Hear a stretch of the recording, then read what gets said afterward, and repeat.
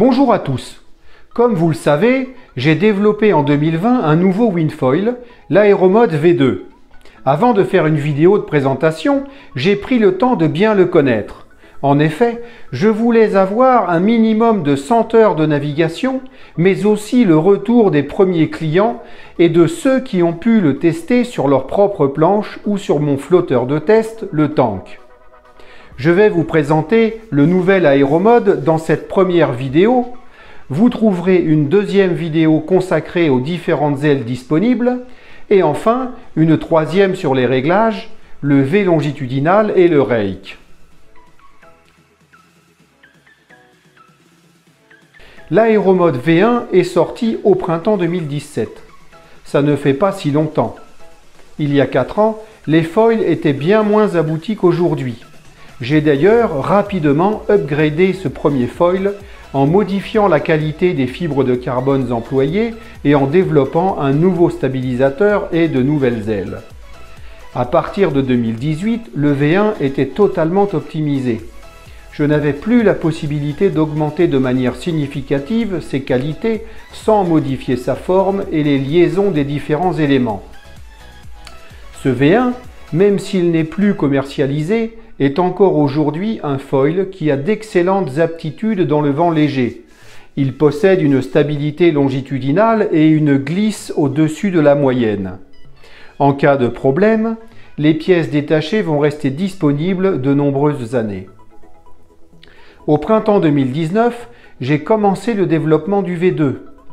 Plutôt que de travailler par étapes, en modifiant les éléments du V1 petit à petit, j'ai décidé de développer un foil totalement nouveau. Les éléments ne sont malheureusement pas compatibles avec le V1, mais cette approche m'a permis d'avoir le champ totalement libre en conception. Comme la majorité de mes clients, je navigue principalement en plan d'eau intérieur, la ganguise 90% du temps. En général, nous sommes confrontés à des vents très irréguliers et à des bords courts. Pour répondre à ces contraintes, il fallait continuer à renforcer les atouts du V1, à savoir la légèreté pour une accélération explosive dans les courtes risées et un décollage à vitesse réduite associé à un bon passage de molle. Il était aussi nécessaire d'accroître la stabilité dans les rafales et aider au mieux à l'air jibe tant en pilotabilité qu'en relance. Quant aux capacités de vol dans l'ultralight, avec une voile pas forcément énorme, il fallait casser la baraque. Les capacités en performance pure, remontée au près serré, vitesse, descente grand largue, ne sont pas négligées pour autant, mais sont moins prioritaires. Il existe aujourd'hui sur le marché une grande quantité de foils répondant parfaitement à ces critères pour la compétition. J'ai demandé à mon ami Jean-Luc Fouché de développer les familles des profils des ailes Easy du V2. Les deux impératifs que j'avais sont la capacité au vol lent en minimisant la traînée et la stabilité à haute vitesse. Le but était d'élargir au maximum la plage d'utilisation des ailes pour une même voile, sans chercher à tout prix la performance à un régime de vol particulier.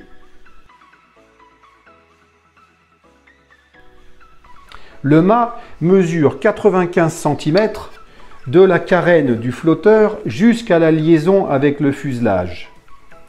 Il fait quelques centimètres de plus que le V1, mais il est très proche au niveau géométrie. Il est juste un peu plus épais en bas. Il est étroit, ce qui lui permet de glisser sans effort dans l'eau. Il porte moins que la plupart des autres mâts, ce qui fait qu'il n'y a pas besoin de flotteur très large pour l'exploiter pleinement et avoir un bon contrôle. Une largeur de flotteur entre 65 et 85 cm en fonction des voiles et du gabarit sera idéal. Comme l'ancien, il est composé de carbone unidirectionnel UHM, ultra haut module, donc ultra rigide, et de carbone bidirectionnel HR, c'est du carbone standard haute résistance. Ce qui change fondamentalement est la jonction avec le fuselage. En effet, il n'existe plus aujourd'hui sur le marché de foil avec un fuselage en carbone démontable. Il s'avère qu'il est bien plus facile d'avoir une bonne rigidité en torsion avec un fuselage en aluminium. Je ne souhaitais pas passer en alu car la longévité est moindre et la masse plus importante. La seule manière de passer efficacement les efforts de torsion était de conserver l'effet caisson sur toute sa longueur. Pour cela, il ne fallait plus que le mât traverse de part en part le fuselage.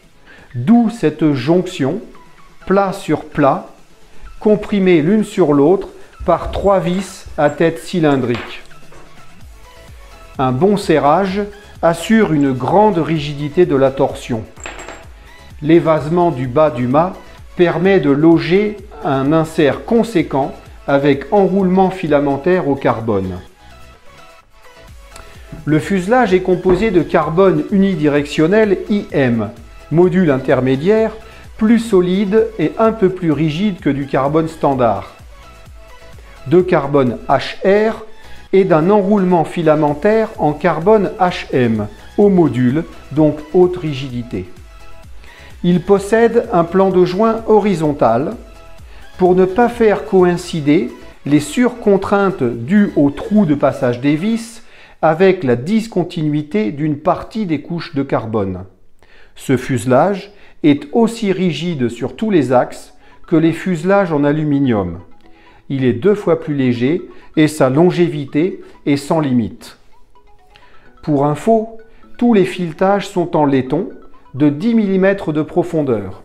En serrant trop fort des vis M6 en inox A4, ce sont les vis qui fluent puis se cassent, avec des grosses empreintes comme les têtes cylindriques ou Torx.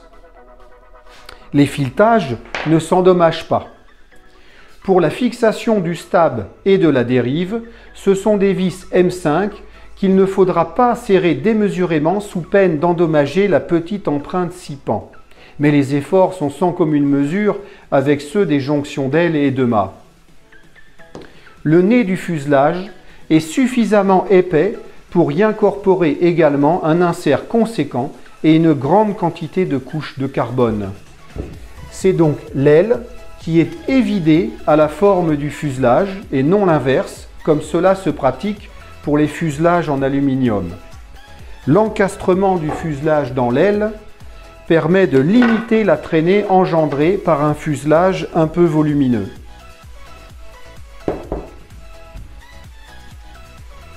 Les profils des ailes sont plus ou moins épaissis à l'emplanture pour augmenter la surface de contact avec le fuselage, pour compenser le manque d'épaisseur dû à l'évidement et pour permettre l'utilisation des mêmes longueurs de vis, quelle que soit l'aile. Dans la prochaine vidéo, je détaillerai précisément les caractéristiques et les choix stratégiques des différentes ailes proposées. L'assise de stab est plate, de forme symétrique avant-arrière, ce qui permet d'utiliser des cales d'incidence dans les deux sens, soit pour diminuer le V longitudinal, soit pour l'augmenter. La stabilité des profils permet une adéquation parfaite de l'unique stab disponible quelle que soit l'aile. Il fait 275 cm² et il offre au foil une stabilité longitudinale hors du commun. Avec un V longitudinal très faible, le centre de poussée est totalement stable sans que la sensibilité n'augmente avec la vitesse. Des cales d'incidence extrêmement fines, entre 0,1 et 0,3 degrés, peuvent être fournies pour un réglage ultra précis de l'équilibre du foil en fonction des gréements utilisés et de la préférence de chacun. Comme pour le V1, il y a une mini-dérive sous le stab. Elle est dorénavant amovible. Elle est particulièrement sécurisante pour les débutants et dans les conditions de plan d'eau difficiles. Elle limite la perte de contrôle lors des sorties de l'eau partielles de l'aile et augmente la stabilité en lacet du foil à toutes les allures et dans les manœuvres. Sans la mini-dérive, le foil est un peu plus glissant et plus maniable.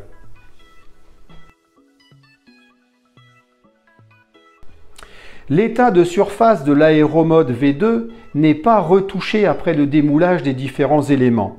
Seuls les plans de joint sont ébavurés. Le procédé de fabrication aéromode permet l'obtention d'un état de surface parfaitement lisse et sans aucune porosité. Les profils et formes sont rigoureusement identiques à celles utilisées pour les calculs de simulation numérique. La sérigraphie colorée est réalisée dans les moules, ce qui fait que la décoration est totalement intégrée aux éléments, sans aucune surépaisseur et ne s'altérera pas dans le temps. L'état de surface lisse et brillant peut déplaire aux puristes, qui préféreront un état de surface très légèrement rugueux, obtenu en ponçant les éléments au papier abrasif. Ce qui est en tout cas indéniable, c'est qu'un ponçage au 800 à l'eau de l'intégralité de la surface du stab permet d'éliminer totalement le sifflement du foil. Personnellement, pour des raisons de sécurité, je préfère le léger sifflement émis, moindre que le V1, ce qui permet aux autres utilisateurs à proximité de m'entendre. En espérant que cette présentation vous aura permis de mieux cerner l'aéromode V2, je vous invite à découvrir la deuxième et la troisième vidéo pour que ce foil n'ait plus de secret pour vous. À bientôt!